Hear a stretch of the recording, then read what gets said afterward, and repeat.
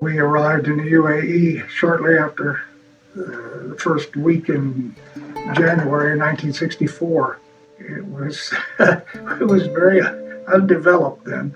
There was one road, one paved road on each side of the inlet, on the Dubai side and on the Dera side. There were no paved roads inland.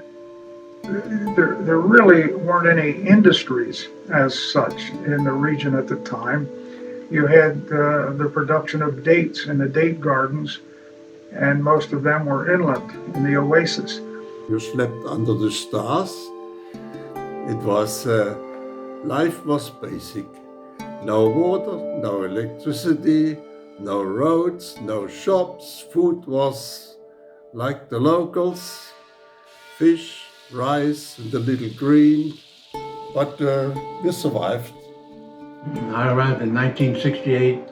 The airport was a metal building with a single regular door, and it had a stick attached to the building with a light cord hanging down and one light bulb.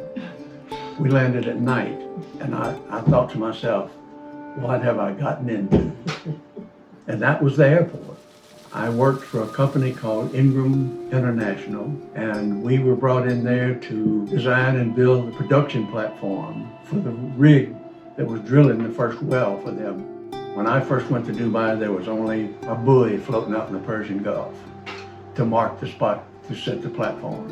It had a unique design to it. An American would understand it. It was built like a wigwam, like a huge wigwam.